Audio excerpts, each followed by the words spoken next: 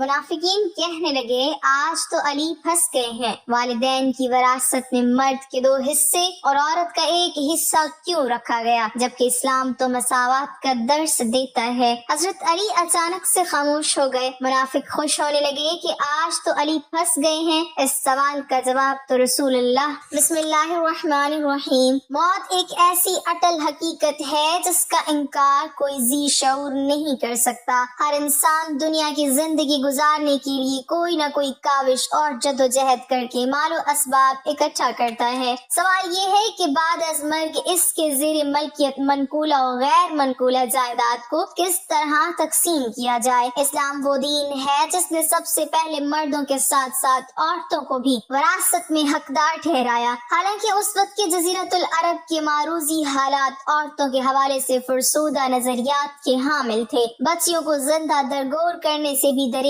نہیں کرتے تھے۔ ایسے ماحول میں اسلام کے متوازی نظام اقتصاد کی خوبیوں میں سے ایک یہ ہے کہ عورتوں کے حقوق کو مالی تحفظ دیا گیا۔ اسلام نے عورت کو ماں، بہن، بیٹی اور بیوی کے طور پر وہ مثالی حقوق عطا کیے جن کی مثال کسی تہذیب و مذہب میں نہیں، لیکن بدقسمتی سے ہمارے معاشروں میں ہماری بہن بیٹی عملاً ان حقوق سے محروم ہے جن کا بیان قرآن کی آیات اور نبی اکرم صلی اللہ علیہ وسلم کے ارشادات میں موجود ہے۔ اسلام عورت کو وراثت کا حقدار بتاتا ہے جبکہ معاشرہ جبر کر کے ان کے حقوق کو سلب کر رہا ہے۔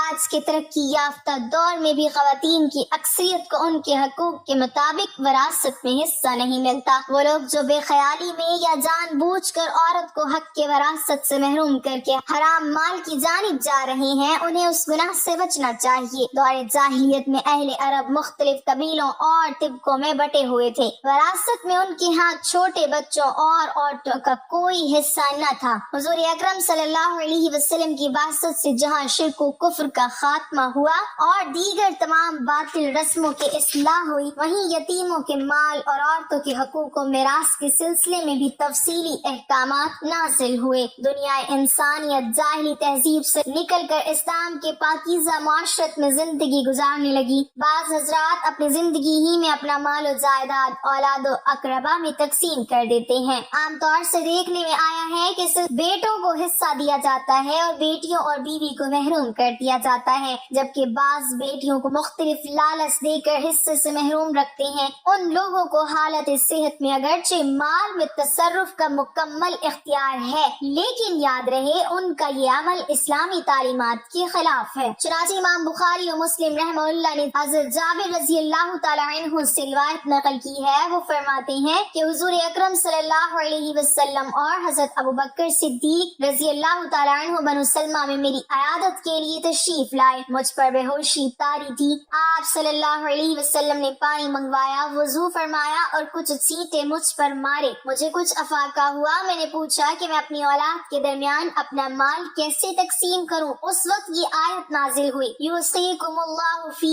اولادکم۔ اس آیت میں والدین کو حکم دیا گیا ہے کہ لڑکوں کی طرح لڑکیوں کو بھی مال میں سے حصہ دو۔ مشکات شریف کی ایک صحیح حدیث میں وارد ہوا ہے کہ بعض لوگ تمام عمر اطاعت خداوندی میں مشغول رہتے ہیں لیکن موت کے وقت وارثوں کو ضرر پہنچاتے ہیں، یعنی کسی شرعی عذر اور وجہ کے بغیر کسی ہیلے سے یا تو حقداروں کا حصہ کم کر دیتے ہیں یا مکمل حصے سے محروم کر دیتے ہیں۔ ایسے شخص کو اللہ تعالیٰ سیدھے جہنم میں پہنچا دیتا ہے۔ غور فرمائے، میراث کے بارے میں اللہ کے ایک حکم کے سلسلے میں ہیلے بہانوں سے کام لینے والوں کی تمام عمر کی عبادتیں، نماز، روزہ، حج، زکوٰۃ، تبلیغ اور دیگر اعمال ضائع ہونے کا قوی اندیشہ ہوتا ہے، بلکہ ایسے شخص کے بارے میں جہنم کی سخت وعید بھی وارد ہوئی ہے۔ سنن سعید بن منصور کی روایت میں حضور صلی اللہ علیہ وسلم کا ارشاد گرامی ان الفاظ میں مروی ہے، من قطع میراثا فرض اللہ قطع اللہ میراثہ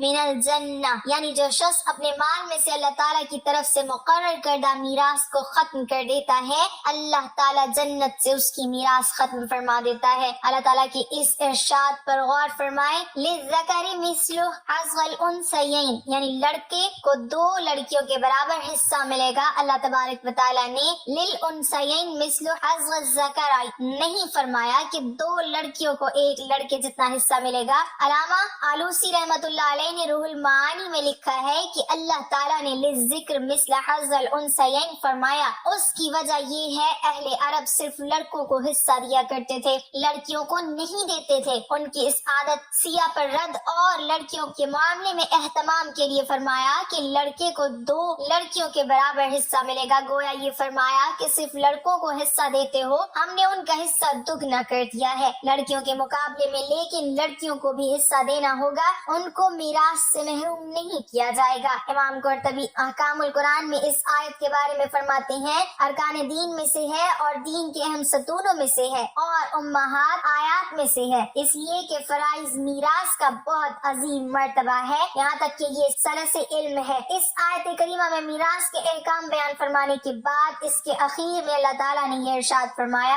تلک حدود اللہ، یہ میراث کے احکام اللہ تعالیٰ کے بیان کردہ حدود ہیں، ان حدود پر عمل کرنے والوں کے لیے بطور انعام و جزا کے فرمایا، جو اللہ اور اس کے رسول صلی اللہ علیہ وسلم کی اطاعت کرے گا، اللہ تعالیٰ اسے ایسی جنت میں داخل فرمائے گا جس کے نیچے سے نہریں بہتی ہیں، وہ اس میں ہمیشہ رہیں گے، اور یہ بہت بڑی کامیابی ہے۔ میراث کے سلسلے میں اللہ کے بیان کردہ احکامات پر عمل نہ کرنے والوں کے لیے آگ اور ذلت کا عذاب ہوگا۔ ارشاد ربانی ہے، جو اللہ اور اس کے رسول صلی اللہ علیہ وسلم کی نافرمانی کرتا ہے اور اس کے بیان کردہ حدود سے تجاوز کرتا ہے، اللہ تعالیٰ اسے آگ میں داخل فرما دے گا جہاں وہ ہمیشہ رہے گا اور اس کے لیے ذلت آمیز عذاب ہوگا۔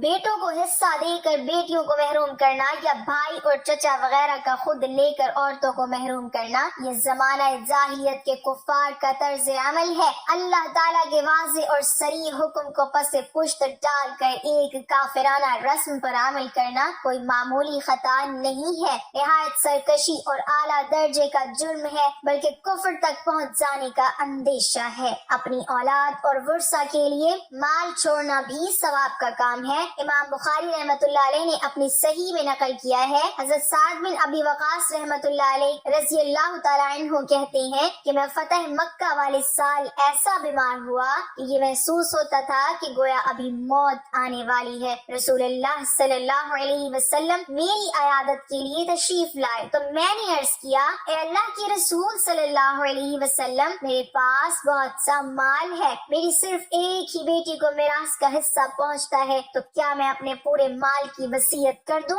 آپ صلی اللہ علیہ وسلم نے فرمایا نہیں۔ میں نے عرض کیا، آدھے مال کی وصیت کر دوں؟ آپ صلی اللہ علیہ وسلم نے فرمایا نہیں۔ میں نے عرض کیا، تہائی مال کی وصیت کر دوں؟ آپ صلی اللہ علیہ وسلم نے فرمایا، تہائی کی وصیت کر سکتے ہو اور تہائی بھی بہت ہے۔ پھر فرمایا، تم اپنے ورثہ کو مالداری کی حالت میں چھوڑ جاؤ، یہ اس سے بہتر ہے کہ تم انہیں تنگ دستی کی حالت میں چھوڑ دو کہ وہ لوگوں کے سامنے ہاتھ پھیلائیں۔ حضرت سعد بن الربی رضی اللہ تعالیٰ عنہ شہید ہو گئے، ان کی بیوی 2 لڑکیاں زندہ تھیں، بھائی نے ترکہ پر قبضہ کر لیا، اب بیوی بہت پریشان ہوئی، دونوں بچیوں کے گزر بسر اور شادی بیاہ کا مسئلہ سامنے تھا، چنانچہ ان کی بیوی رسول اللہ صلی اللہ علیہ وسلم کی خدمت میں پہنچی اور پورا قصہ سنایا۔ اس پر رسول اللہ صلی اللہ علیہ وسلم نے ارشاد فرمایا، ارجعی فلعلہ سیقضی فیہ، ابھی واپس جاؤ، اس لیے کہ ہو سکتا ہے کہ جلد ہی اللہ تعالیٰ اس سلسلے میں فیصلہ فرمائے۔ چنانچہ کچھ دنوں بعد وہ پھر دوبارہ واپس آئیں اور رونے لگیں، ان کی آہ آسمانوں کو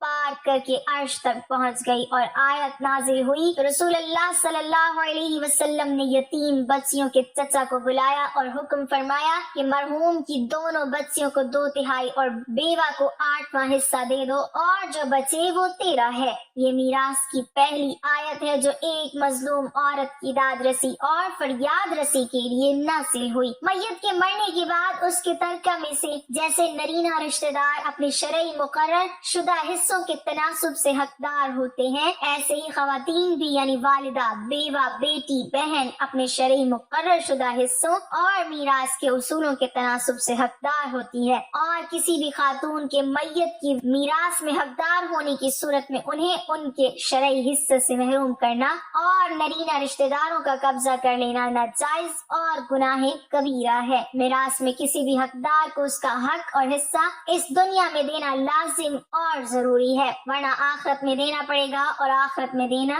آسان نہیں ہوگا۔ حضرت سعید بن زید رضی رضی اللہ تعالیٰ عنہ فرماتے ہیں رسول اللہ صلی اللہ علیہ وسلم نے فرمایا جو شخص کسی کی بالشت بھر زمین بھی از راہ ظلم لے گا قیامت کے دن 7 زمینوں میں سے اتنی ہی زمین اس کے گلے میں توق کے طور پر ڈالی جائے گی۔ حضرت انس رضی اللہ تعالیٰ عنہ فرماتے ہیں رسول اللہ صلی اللہ علیہ وسلم نے فرمایا جو شخص اپنے وارث کی میراث کاٹے گا یعنی اس کا حصہ نہیں دے گا تو اللہ تعالیٰ قیامت کے دن اس کی جنت کی میراث کاٹ لے گا۔ والدین کے ترکہ میں نرینہ اولاد کی طرح بیٹیوں کا بھی شرعی حق اور حصہ ہوتا ہے۔ والدین کے انتقال کے بعد ان کے ترکہ پر بیٹوں کا قبضہ کر لینا اور بہنوں کو ان کے شرعی حصے سے محروم کرنا ناجائز اور گناہ کبیرہ ہے۔ بہنوں کو ان کا حق اور حصہ اس دنیا میں دینا لازم اور ضروری ہے، لہٰذا میراث میں سے عورتوں کا حصہ دینا لازم اور ضروری ہے۔ بہنوں کو میراث سے محروم کرنا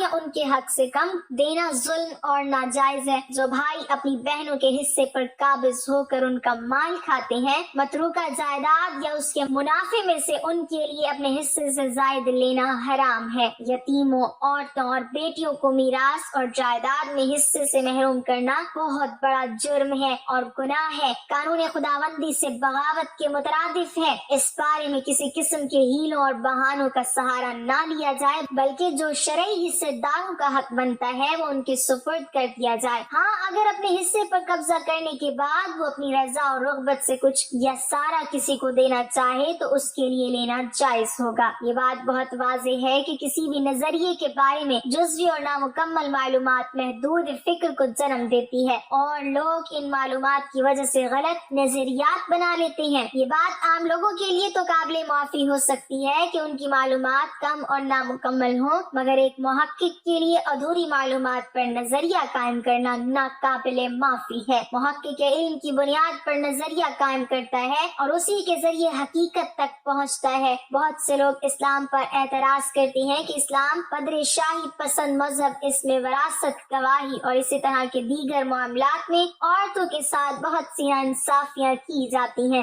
ایک بڑا اعتراض یہ ہے کہ اسلام دعوت کو مرد کے نصف میراث دیتا ہے۔ یہ اعتراض صرف قرآن مجید کی اس آیت کو پڑھ کر کیا جاتا ہے۔ ارشاد باری تعالیٰ ہوتا ہے اللہ تمہاری اولاد کے بارے میں تمہیں ہدایت فرماتا ہے، ایک لڑکے کا حصہ 2 لڑکیوں کے حصے کے برابر ہے۔ اس آیت کے ایک حصے کو پڑھ کر کہا جاتا ہے کہ اسلام پدر شاہی پسند مذہب ہے، اس میں مرد کو معاملات زندگی میں عورت پر ترجیح دی جاتی ہے۔ یہ بات واضح ہے کہ اسے الگ سے نہیں دیکھا جا سکتا بلکہ اسے شریعت اسلامی کے مکمل نظام وراثت کی روشنی میں دیکھتا ہوگا، جس میں اسلام نے خاندان کی مالی کفالت اور اخراجات کی ذمہ داریاں تقسیم کی ہیں۔ یہ آیت مزیدہ اسلامی نظام کے ایک جزء کا بیان ہے۔ اگر مرد ہونے کی وجہ سے اس کا حصہ عورت سے زیادہ ہے تو پھر ہر صورت میں مرد کا حصہ عورت سے زیادہ ہونا چاہیے اور جہاں بھی میراث تقسیم ہو رہی ہو وہاں مرد کو عورت سے زیادہ ملنا چاہیے۔ اسلامی فقہ کے مطالعے سے یہ بات سامنے آتی ہے کہ بہت سے ایسے مقامات ہیں جہاں مرد اور عورت کی میراث برابر ہے۔ اللہ تعالیٰ کا ارشاد ہے اور میت کی اولاد ہونے کی صورت میں والدین میں سے ہر ایک کو ترکے کا چھٹا حصہ ملے گا۔ اس آیت مزیدہ میں ماں اور باپ دونوں کی میراث برابر ہے۔ اسی طرح اللہ تعالیٰ کا ارشاد ہے اور اگر کوئی مرد یا عورت بے اولاد ہو اور والدین بھی زندہ نہ ہو اور اس کا ایک بھائی یا ایک بہن ہو تو بھائی اور بہن میں سے ہر ایک کو چھٹا حصہ ملے گا۔ بس اگر بہن بھائی ایک سے زیادہ ہوں تو سب 1/3 حصے میں شریک ہوں گے۔ اس آیت مزیدہ میں بھائی اور بہن کو برابر میراث ملنے کی بات ہے۔ میراث کی تقسیم میں بعض اوقات یہ صورتحال بھی نظر آتی ہے کہ عورت کا حصہ مرد سے زیادہ ہو جاتا ہے۔ اللہ تعالیٰ ارشاد فرماتا ہے اللہ تمہاری اولاد کے بارے میں تمہیں ہدایت فرماتا ہے، ایک لڑکے کا حصہ 2 لڑکیوں کے حصے کے برابر ہے۔ بس اگر لڑکیاں 2 سے زائد ہوں تو ترکے کا 2/3 ان کا حق ہے اور اگر صرف ایک لڑکی ہے تو نصف ترکہ اس کا ہے۔ اور میت کی اولاد ہونے کی صورت میں والدین میں سے ہر ایک کو ترکے کا چھٹا حصہ ملے گا۔ اس آیت مزیدہ میں بیٹی کا حصہ باپ سے زیادہ ہے۔ وہ مقامات جہاں پر عورت کا حصہ مرد سے زیادہ ہوتا ہے، اگر عورت مر جائے اور اس کے وارث ایک بیٹی اور شوہر ہو تو اس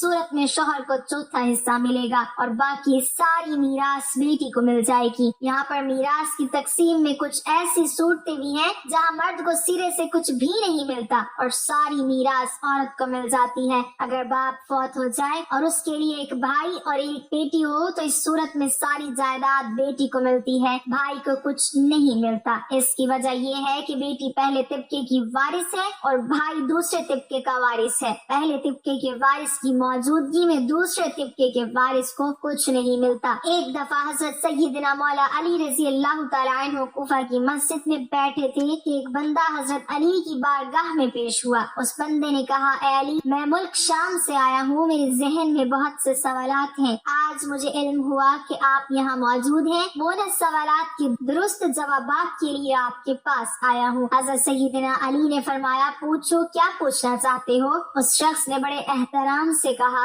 اے مولا علی، مجھے یہ بتائیں کہ اللہ کے پیغمبر حضرت نوح علیہ السلام کا اصل نام کیا تھا؟ جو کشتی حضرت نوح علیہ السلام نے تیار کی، اس کی لمبائی، چوڑائی، اونچائی کیا تھی؟ حضرت سیدنا علی نے فرمایا، اے اللہ کے بندے، حضرت نوح کا اصل نام سکن تھا۔ حضرت نوح علیہ السلام کو نوح اس لیے کہا جاتا تھا کہ انہوں نے 900 سال تک اپنی قوم کے لیے آنسو بہائے۔ حضرت نوح کی کشتی کی لمبائی 800 ہاتھ، چوڑائی 500 ہاتھ اور زمین سے اس کی اونچائی 80 ہاتھ تھی۔ اس بندے نے پوچھا، اے علی، اللہ نے سب سے پہلے کس کو پیدا کیا؟ مولا علی نے فرمایا، اللہ نے سب سے پہلے نور کو پیدا کیا۔ بندے نے پوچھا، شیر خدا، جب اللہ نے حضرت آدم اور اماں ہوا کو جنت سے نکالا تو وہ کتنے سال تک روتے رہے؟ حضرت سیدنا علی نے جواب دیا، جب اللہ نے حضرت آدم کو جنت سے نکالا تو حضرت آدم علیہ السلام 100 سال تک رو رو کر اللہ سے اپنی غلطی کی معافی مانگتے رہے۔ اس بندے نے سوال کیا، اے علی، والدین کی وراثت میں مرد کے 2 حصے اور عورتوں کا ایک حصہ کیوں رکھا گیا ہے جبکہ دین اسلام مساوات کا حکم دیتا ہے؟ حضرت علی نے جواب دیا کہ جب جنت سے گندم کے